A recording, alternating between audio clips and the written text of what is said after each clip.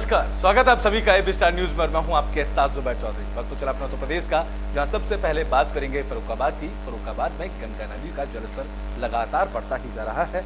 बता दें कि पहाड़ों पर हो रही बारिश के बाद नदियां उफान पर थी। जहां फर्रुखाबाद में गंगा नदी का जलस्तर बढ़ने से लोगों को डर सताने लगा है।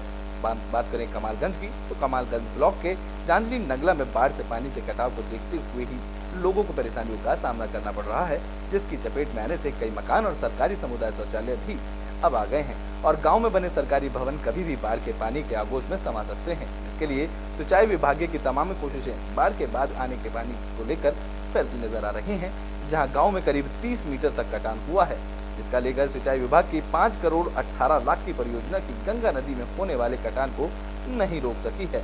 बता दें कि पिछले महीने 21 जून को जल शक्ति मंत्री स्वतंत्र देव सिंह ने परियोजना का निरीक्षण कर सवाल उठाए थे, जहां सिंचाई विभाग ने बालू से भरी बोरियां और सीमेंट के स्टड लगाकर गंगा नदी के होने वाले कटान को रोकने की भी कोशिश की थी, लेकिन सारी तैयारियां नाकाफी साबित हो रही हैं और बाढ़ के खतरे को देखते हुए गांव के 35 मकानों को चिन्हित कर खाली कराने के लिए निर्देश भी दिए जा चुके हैं।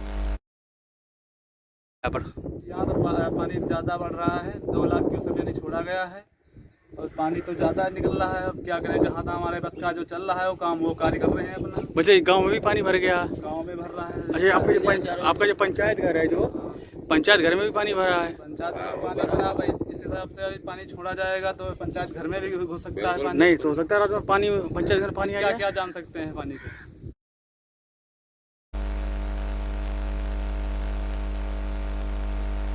बुलेटिन में बात फर्रुखाबाद की। फर्रुखाबाद में बाढ़ का पानी लोगों के घरों तक घुस रहा है। बता दें कि बाढ़ के पानी से एक मासूम की जान चली गई है। तो फर्रुखाबाद में गांव में बाढ़ का पानी घुसने से लोग बेहाल हैं। बाढ़ के पानी में डूबने से एक 10 साल की लड़की की मौत का मामला सामने आया है। ये घटना मऊ दरवाजा थाना इलाके के माता दीन के मड़ैया की है। दरअसल छात्रा घर के बाहर भरे बाढ़ के पानी में डूब गई, जहाँ परिजनों ने कड़ी मशक्कत के बाद छात्रा को पानी से बाहर निकाला, लेकिन तब तक उसकी मौत हो चुकी थी।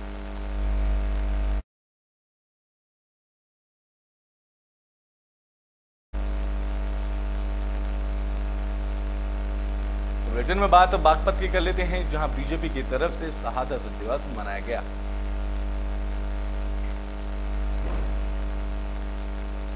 तो बागपत में क्रांतिकारी बाबा साहमल की जिनके 166वें शहादत दिवस पर बीजेपी ने बड़ौद के बिजरौल में कार्यक्रम का आयोजन किया। इस मौके पर राज्य मंत्री बड़ौद विधानसभा के विधायक केपी मलिक ने बाबा साहमल की प्रतिमा पर श्रद्धा सुमन अर्पित किए और उन्हें भावभीनी श्रद्धांजलि दी। बता दें कि क्रांतिकारी बाबा साहमल ने 1957 के क्रांति में अहम भूमिका निभाई थी। बता दें कि साहमल के परपोते ने बताया है कि उन्होंने हमेशा किसानों की लड़ाई लड़ी थी और जब अंग्रेजों ने किसानों पर लगान ज्यादा कर दिया था तो उन्होंने किसानों की ओर से मोर्चा संभालते हुए अंग्रेजों को मुंह तोड़ जवाब दिया था। बाबा साहमल जी के शहादत दिवस पे आया था और मैंने आज के इस जो प्रोग्राम किया उनका आभार व्यक्त करा, धन्यवाद किया। और डॉक्टर अशोक नागर जी और अपने जिले के अध्यक्ष सूरजपाल जी के साथ साथ पार्टी के बहुत सारे पदाधिकारी मेरे साथ थे। इन सब ने भविष्य में उनका नाम और शोहरत और नाम रोशन करने के लिए जो भी हम कर सकेंगे, पार्टी का हर कार्यकर्ता मैं और सब मिलकर काम करने का काम करेंगे। इकबाल सिंह खंबा बिजरोड़ परपोत्र बाबा साहमल। बिजरोड़ में जो है साहमल जी का क्या कार्यक्रम है? आज गांव बिजरोड़ में पूरे क्षेत्र की तरफ से बाबा साहमल का 166वां शहादत दिवस मनाया जा रहा है, क्योंकि उन्होंने 1857 में अंग्रेजों के खिलाफ बड़ा भारी भयंकर युद्ध किया और पूरे क्षेत्र की तरफ से किया।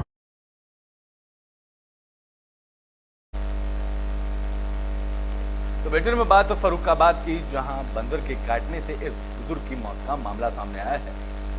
तो फर्रुखाबाद में बंदरों का आतंक देखने को मिला है, जहां बंदरों के झुंड ने एक बुजुर्ग पर हमला किया। इसी दौरान बुजुर्ग छत से नीचे गिर गया। ये मामला कयामगंज कोतवाली इलाके के चिचौली गांव का बताया जा रहा है, जहां परिजन बुजुर्ग को सीएचसी लेकर पहुंचे, जहां डॉक्टरों ने बुजुर्ग को मृत घोषित कर दिया। बुजुर्ग की मौत से परिवार में मातम पसर गया है।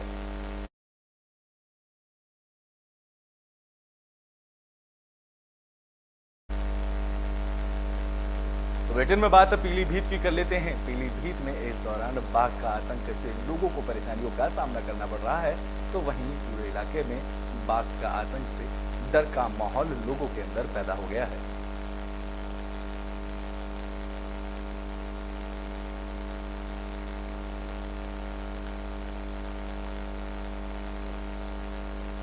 तो पीलीभीत के पूरनपुर तहसील के मटेना कॉलोनी में बाघ की दहशत देखने को मिल रही है, जहां बाघ की चहलकदमी से ग्रामीण दहशत में हैं। खेतों में बाघ के पैरों के निशान भी मिले हैं। इसके अलावा कई लोग अलग अलग जगहों पर बाघ की मौजूदगी देख चुके हैं। ग्रामीणों ने जानकारी मिलने के बाद वन विभाग की टीम गाँव पहुंची, लेकिन अब तक बाघ को पकड़ा नहीं जा सका है।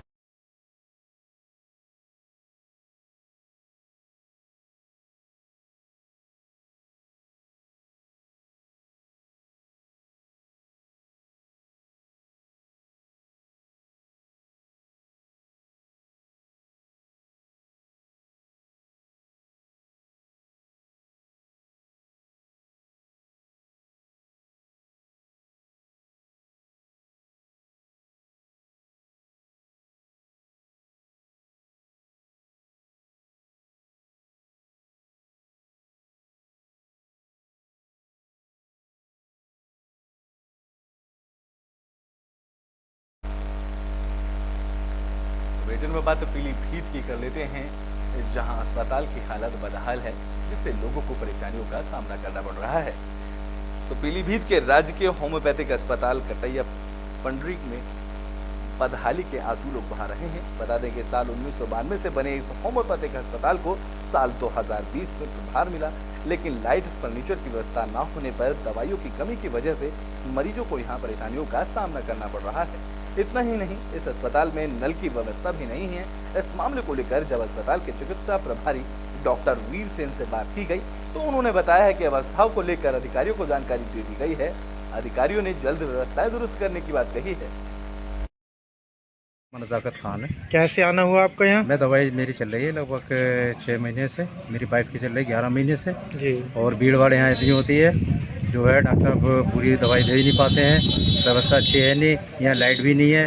अंधेरे में डॉक्टर साहब देखते हैं, पसीने में सराबोर रहते हैं और व्यवस्था यहाँ की अच्छी नहीं है। आप अधिकारियों से क्या कहना चाहेंगे? अधिकारियों से ये ठीक है, बस यहाँ की व्यवस्था बना के रखें, लाइट की व्यवस्था कर दें यहाँ पर, और जो मरीज़ ज़्यादा से ज़्यादा आ रहे हैं उन्हें मतलब सारी सुविधाएं मिलनी चाहिए। जैसा कि आप देख रहे हैं यहाँ पे कि प्रतिदिन 100 से 150 मरीज प्रतिदिन आ रहे हैं।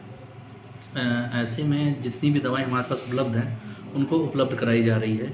एक दो दवाएं जो उनको नहीं मिल पाती उनके लिए हमने इंडेंट लिख के कार्यालय को भेजा है, और ये हमको वहाँ से पता चला है कि जितनी जल्दी हो सकेगी दवाई मिल जाएंगी। तो एक दो दवाई जो हमें नहीं उपलब्ध हो पा रही हैं उसके लिए इंडेंट गया है और जल्द ही इसकी पूर्ति कर दी जाएगी। जहाँ तक पानी की बात कर रहे हैं, पानी की तो यहाँ समस्या है ही, कोई भी नल है ही नहीं जिसके लिए मरीज आते हैं पानी पी सकें। बिजली की भी कोई व्यवस्था नहीं है। तो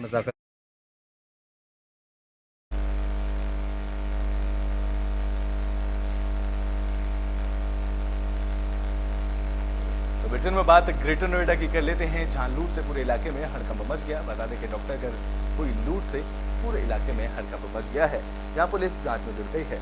तो ग्रेटर नोएडा में बदमाशों के हौसले बुलंद नजर आ रहे हैं। ताजा मामला थाना इकोटेक 3 का बताया जा रहा है, जहां बदमाशों ने एक डॉक्टर के घर दिन दहाड़े लूट की वारदात को अंजाम दिया और मौके से फरार हो गए। बता दें कि वारदात के वक्त डॉक्टर की 14 साल की बेटी घर में अकेली थी, जहां बदमाशों ने मौका पाकर कीमती जेवरात और नकदी की लूट की वारदात को अंजाम दिया और मौके से चलते बने। जिस वक्त लूट की वारदात हुई तब डॉक्टर की पत्नी, 2 बच्चे उनके क्लिनिक पर थे, जहां पूछताछ के दौरान डॉक्टर ने अपने ही जानने वाले एक व्यक्ति पर शक जताया है। पुलिस ने आरोपी को हिरासत में लिया है और पुलिस आरोपी से लगातार पूछताछ कर रही है। आज थाना इकोटेक 3 के पुराना सुतियाना गांव के पास सरस्वती इंक्लेव में रहने वाले डॉक्टर साहब, उनका नाम सुदर्शन बैरागी है, वो अपनी पत्नी और 2 बच्चों को लेकर के अपनी क्लिनिक गेजा में आए थे और अपनी एक बच्ची को वहीं अपने घर पे छोड़ दिया था।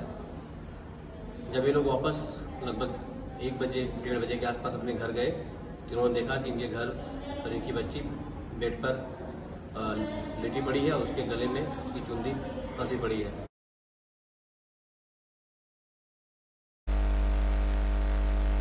बुलेटिन में बात फिरोजाबाद की कर लेते हैं, जहां MM सिकोहा प्लाजा में होटल में छापेमारी की गई है। तो फिरोजाबाद में प्रशासन की बड़ी कार्रवाई देखने को मिली है। सिकोहाबाद में उप जिलाधिकारी ने पुलिस फोर्स के साथ रामलीला ग्राउंड के पास बने होटल MM प्लाजा पर छापा मारा। दरअसल होटल में अनैतिक कार्यों की शिकायत मिली थी, जहां शिकायत मिलने पर पहुंची टीम ने छापा मारकर होटल को सीज कर दिया है। होटल के 2 युवकों को भी पुलिस ने हिरासत में लिया है।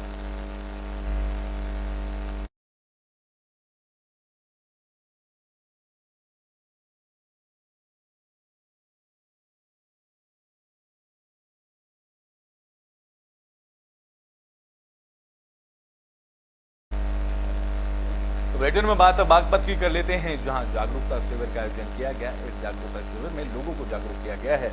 तो बागपत के राजकीय विधिक सेवा प्राधिकरण ने विधिक साक्षरता जागरूकता शिविर का आयोजन किया, जिसमें सैकड़ों महिलाएं पहुंची। बता दें कि शिविर का आयोजन पारिवारिक हिंसा और महिला उत्पीड़न के बढ़ते मामलों को लेकर किया गया। जहां शिविर के दौरान महिलाओं को अनेक मौलिक अधिकारों के बारे में जानकारी दी गई। बता दें कि शिविर का आयोजन हेकला तहसील के लक्ष्मी चंद पटवारी कॉलेज में किया गया था। इस दौरान महिलाओं का परिवार की संपत्ति में अधिकार समेत कई मामलों को लेकर जानकारी दी गई।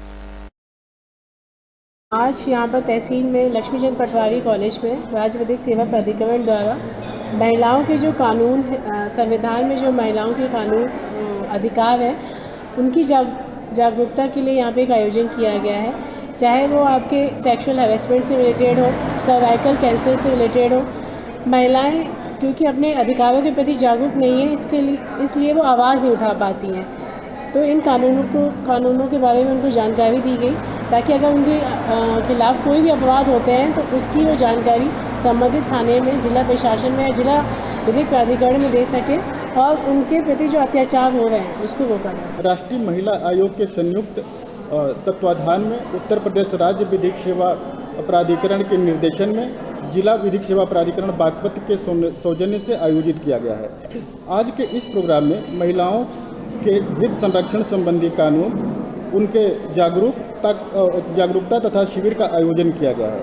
इसमें महिलाओं से संबंधित जो भी कानून हैं उनके बारे में बताया गया है। महिलाओं को कानून में बुलेटिन के आखिरी में बात कन्नौज की कर लेते हैं, जहां एक युवक की आत्महत्या का मामला सामने आया है। बता दें कि युवक ने ट्रेन के आगे कूदकर आत्महत्या की है। तो कन्नौज में ट्रेन के आगे कूदकर एक युवक ने आत्महत्या की है। ये मामला मानी मऊ चौकी इलाके के रेलवे स्टेशन का बताया जा रहा है, जहां युवक के सुसाइड करने की खबर से पूरे रेलवे स्टेशन पर हड़कंप मच गया। मृतक युवक संजीव तिखवापुर गांव का रहने वाला है और बर्फ बेचने का काम करता था। इस मामले की जानकारी मिलने पर पहुंची पुलिस ने शव को कब्जे में लेकर पोस्टमार्टम के लिए भेज दिया है। युवक ने आत्महत्या क्यों की, फिलहाल इस कारणों का खुलासा नहीं हो चुका है। पुलिस ने मौके पर पहुंचकर जांच शुरू कर दी है।